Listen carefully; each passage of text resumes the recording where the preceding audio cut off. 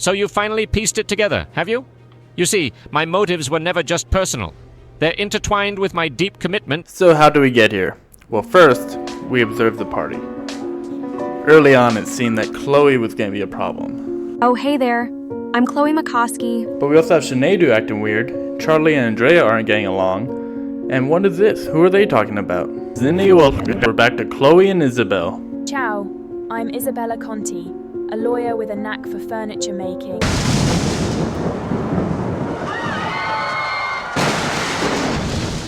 It's Sophia. Yes, I'm an interior decorator, and I just got a promotion. It's a big deal for me, so I'm here to celebrate and enjoy some good company. Sophia Jensen's tragic fate, pushed into the roaring furnace. So that is the end of Sophia Jensen. But who here would have done such a thing? And why? Sophia Jensen's tragic death was no accident. She was pushed into that furnace. I believe you, Chloe, are the one responsible. Chloe. Let's unearth the truth behind this horrific act. This is no longer just an evening of mingling and gossip. This is a matter of life and death. Sophia Jensen has been pushed into that furnace, and I think it's time we face the truth. I can't ignore the tension I've witnessed tonight. Chinedu, I'm looking at you. The blame lies squarely on Chinedu Okoye. One person stands out. Valeria Herrera. Chinedu Okoye? It was you, Chinedu Okoye. And I must point the finger at you, Chinedu Okoye. I believe that the one responsible for this horrifying act is you, Chloe McCoskey. I can't help but suspect you, Chinedu. You were often spotted near the furnace. Okay. I believe it was you, Chinedu Okoye. It is clear to me that the culprit is none other than you, Isabella Conti. I suspect you, Chinedu Okoye. You were the last person I saw near Sophia just before she was pushed into that furnace. Stay silent any longer. The one responsible for this horrifying act is you, Chinedu Okoye. I believe the one responsible for this heinous act is you, Ricardo Santos. Chloe, you were near the furnace just before it happened. What were you doing in that area right before it all went wrong? So we have most people saying it's either Sineadu or Chloe, and then that one guy who said it was Ricardo. So, let's talk to them. Alright, Ricardo, you've been singled out as someone I should probably talk to. So, help me out. Tell me what was going on tonight. Certainly, Detective. Tonight's atmosphere was electric, filled with creativity and mingling ideas, but there were undeniable undercurrents of tension among some guests. I've noticed troubling interactions, particularly between Sophia and Chinedu. Furthermore, there was palpable rivalry between Sophia and Valeria, simmering beneath the surface and hinting at potential conflict. Hey Valeria, I know the party came to a rather fiery end, but what can you tell me about your experience here? I was initially enjoying the party. The vibrant atmosphere sparked my creativity as I mingled and discussed my doll collection with fellow artists. However, the tragic turn of events has cast a shadow over the evening. What about this doll collection you're talking about? Were you ever tempted to throw Sophia's doll in a fire? Oh, not at all. My doll collection is centered around celestial themes and sustainable practices.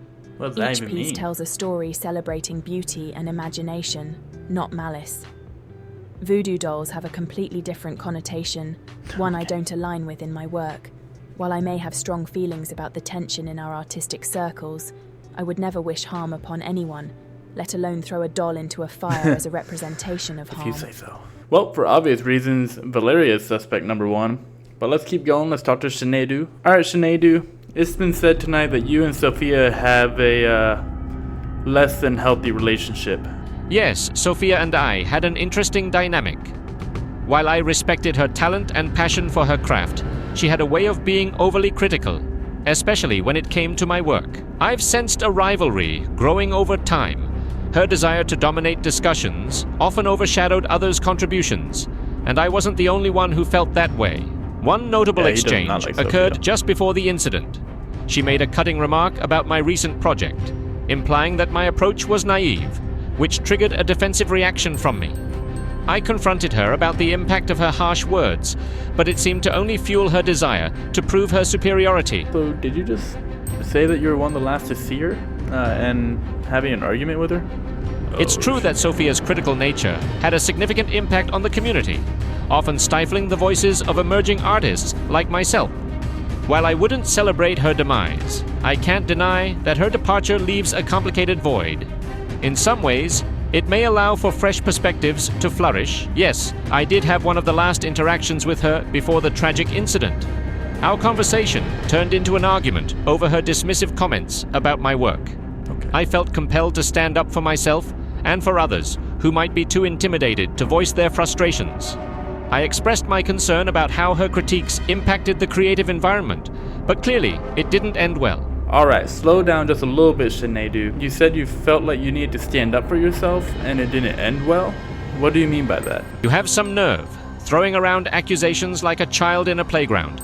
I had an argument, yes, but it was about ethical practices, something you clearly know nothing about. I don't need to justify myself to you or anyone else. As for who she left with, that's not my concern. I was focused on my mission ahead. Perhaps you should spend less time pointing fingers and more time recognizing the real threat to the environment.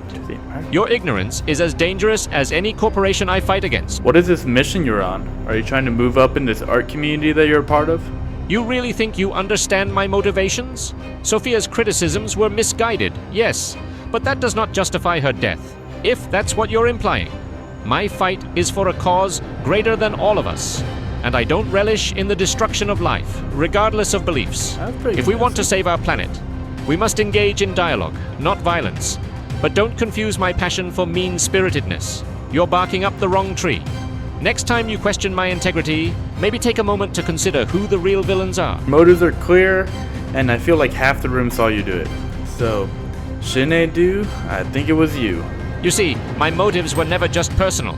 They're intertwined with my deep commitment to this planet. Sophia was an obstacle, a vocal detractor who dismissed the very principles I stand for. In my mind, her removal would pave the way for real change and inspire others to join the fight for a more sustainable world. I didn't see her as a mere person. She had become a living embodiment of ignorance, standing in the way of progress. What I did may seem extreme, but sometimes, for the greater good, one must take decisive actions against those who threaten our future. So, while you all chase shadows, I'm forging a path that truly honors what it means to protect our Earth. And that concludes our first murder mystery. But join me on Twitch Wednesdays at 12 Eastern, where we will create a whole new cast of characters and uncover their secrets.